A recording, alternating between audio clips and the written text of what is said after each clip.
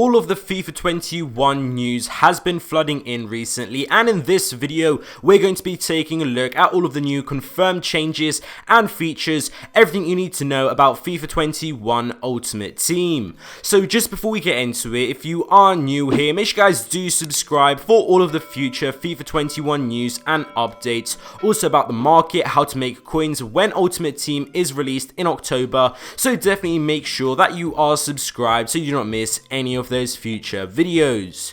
So we're getting straight into this one now. There is a new pack animation, of course. I'm going to be seeing how much I can show you or not, because EA of course are going to be deleting all of the videos that shows beta footage, but I will try my best. And there has been my Instagram designer Marcel Designs and also Legacy FIFA have worked on this. It's a little kind of like concept mixed with reality of how it looks. Some of you guys might have already seen it on Twitter and Instagram around that, but it does look pretty decent. It's quite similar to last year, but of course a little bit changed. I'm glad EA haven't focused too much on this and instead of course on the gameplay and other things that we're going to be talking about in just a minute. Also, the inform card design has also been seen. This is how it looks. The FUT Champions card design as well. It does look very fresh. No major card design shapes, changes, anything like that. It is pretty much very similar as the past years. FUT Draft is also still in the game. Some people were worried that it's not going to be in there because in the trailer it wasn't really shown too much. Also a few other things people were worried about, that it doesn't have its separate tab, but FUT Draft is still definitely going to be in FIFA 21.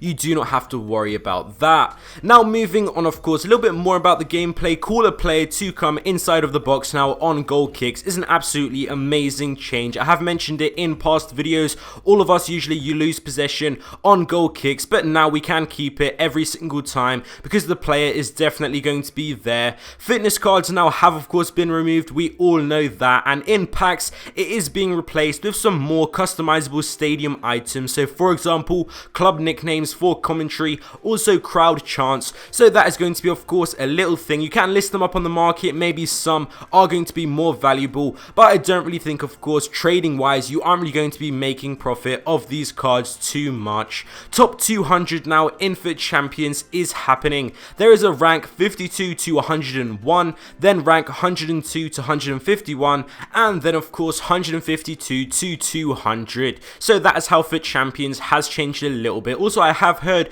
gold to elite, that jump should kind of be reduced a little bit or improved, but we haven't really heard anything too much yet from inside the beta about that. Talking about the gameplay now, how is it going to be working? Do keep in mind though, remember that gameplay is going to be changing so much right before until we get it in the final version, the build in October, the full release. It's going to be changing so much that at least how it's been in previous years, EA are trying to reduce that, but it's still going to be most likely happening. So do keep in mind it's not going to stay this same way. But players that have access to the beta that have played it have said that headers now are fairly good. They can definitely be used, but they're not quite on the level to be considered overpowered or meta yet, but they are maybe going towards that way. If you want to be playing in a crossing headers way, then it is going to be working and you are going to be able to produce wins in FUT Champions pretty much. Manual defending now is also a lot better. Defenders actually make more tackles and blocks when you try and instruct them to.